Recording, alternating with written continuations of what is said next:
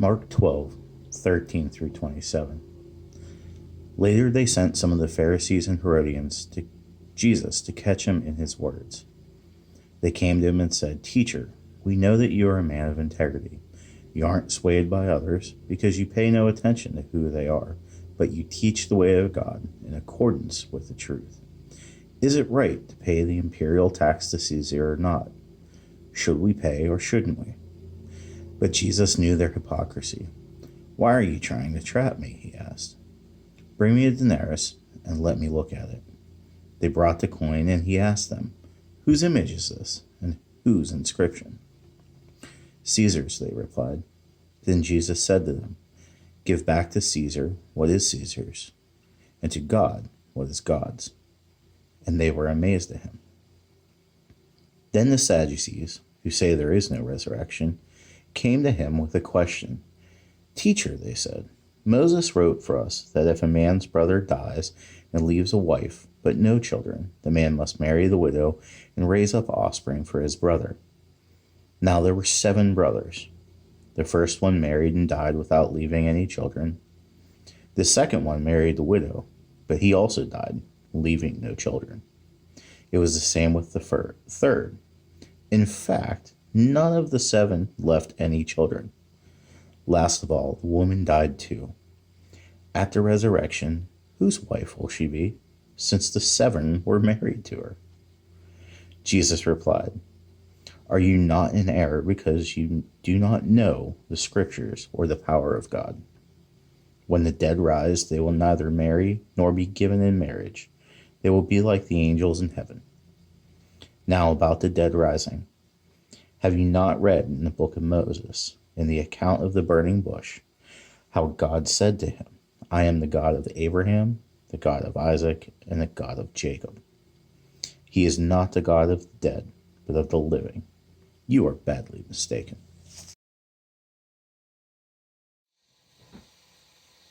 What's happening, everybody? Brian from Center here.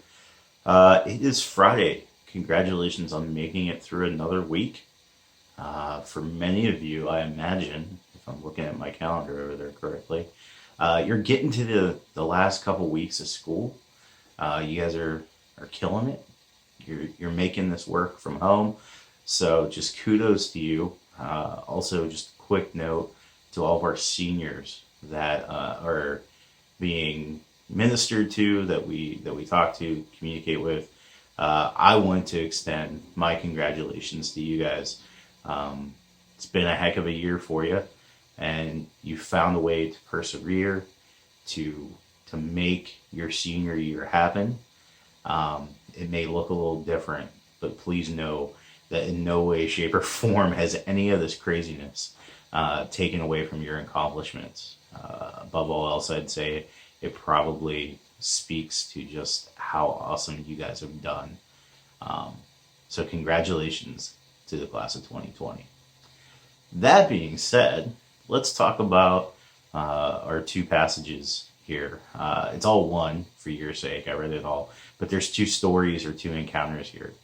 So the first one, we have Jesus being questioned about paying taxes. Now, I'm sure somebody is going to find this on YouTube and possibly turn it into a political thing. I'm hoping they don't, because that's totally not what we're going with this. But that was the goal of the Pharisees and Herodians. See, they brought this question to Jesus because they were trying to trip him up, trying to do what shady people do, right? So long story short, if you haven't heard, the Jews were not cool with the Romans being in town. The Romans had conquered them, and as a result, they had levied taxes and put restrictions on things. And so then Roman money came into play. And because of those taxes and whatnot, you had people who were labeled as Roman sympathizers. They were okay with this, and some people thought that didn't make them quite the Jews that they should have been. But you also had other people who, because they weren't happy with the situation, were on the other end of the spectrum. They were completely against it. They would have killed every Roman soldier they could if they could have. And they would have tried to kick the Romans out of town. So when this question is brought to Jesus, they're either A, looking to discredit him with the Jews, or B, get him to be labeled as, a rebel, or he could be charged for treason and arrested. And so Jesus finds himself in a situation that seems unwinnable to us, right? When no matter what you say is going to be a problem, then normally you try not to say much. But Jesus' response is really brilliant, guys. So at the core of this is the idea of who Jesus was following and who he would tell people to follow. Jesus throws everything off, throws these guys off their game by bringing up the fact that, it's Caesar's face on the coin. The reality of it is a Roman coin is essentially an idol that you could carry in your pocket. It would have Caesar's face on it. It would be declaring the primacy of Rome and, how they're the ones in charge, all that kind of stuff. And so the funny thing is, he asks these guys for a coin, and they're carrying these coins in their pocket. So they didn't have a problem using Roman money or taking advantage of Roman benefits like roads or things like that to get through life. And so by them presenting this coin and saying, yeah, it's Caesar's coin, Jesus puts them on the spot. If you're so fervent in this, why are you carrying Roman money? So Jesus' response is essentially, it has Caesar's face on it, give it back to him. It's his coin. It's got his image on it. If he wants it, give it to him. But then what he says after changes things. He says, give to God what is God's. So if a coin is stamped with the image of the person they worship and follow, we're God's coins. We're created in his image.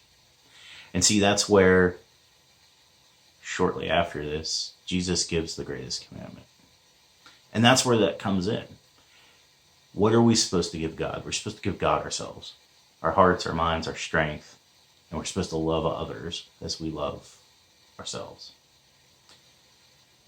So Jesus' response reminds everybody of what they're supposed to be doing and who they're supposed to be worshiping. He then moves on to the Sadducees. The Sadducees are a group of guys that the only thing they believe are the first five books of the Bible. That's Genesis, Exodus, Leviticus, Numbers, and I'm going to say this wrong because I can never say it right, Deuteronomy. I can never say it right. I get stuck on it. Sorry. Anyway, but these guys, if it wasn't in there, they didn't believe it. And they claimed there was really no teaching or nothing in there that taught of a resurrection. And so they didn't believe it. They thought it was absolutely ridiculous. And so they come to Jesus and they throw this story out there about this woman who gets married, has no kids, her husband dies, and it was law in practice at the time that somebody from the family was supposed to marry that woman, and they were supposed to have a kid, son, to continue the family. I don't know if anybody else feels bad for this lady. I know it's completely made up, but when I read this story, I feel for her. She had 7 husbands. They all died. At some point, I would think probably personally around husband number 4, after he would pass, I'd probably be like, nah, I'm good. I'm going to get some cats, start knitting, maybe make some tea. I'm just going to chill. Like, we're not going down that road again. But it says that 7 husbands, they all died, no kids. Eventually she dies. And the Sadducees, trying to make it seem how ridiculous the resurrection is, asked Jesus, well, she was married 7 times, so when she comes back, who's she married to? And Jesus' response is pretty awesome.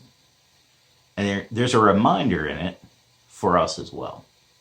See, Jesus points out that relationships, when we're resurrected, when this life is over, what comes next isn't life 2.0. Okay, it's not the shiny new version. It doesn't, take pictures and video faster. It doesn't download and stream quicker. It's not life 2.0. It's something completely different, something we can't imagine, and we can't understand. And so Jesus' point is, there won't be marriages. It's not going to be the same. You're limited in your thinking. You don't understand the things of God. Not only that, but you don't know all of Scripture. And Jesus points out, he says, God doesn't say, I was the God of Abraham, Isaac, and Jacob. He states that he is. Which tells us that to God, this life is temporary, but that we endure. His people carry on, and that God will continue to keep his promise to them because they're not really gone yet. So there's a couple pieces of encouragement I want to give you guys. First, give the God what is God's.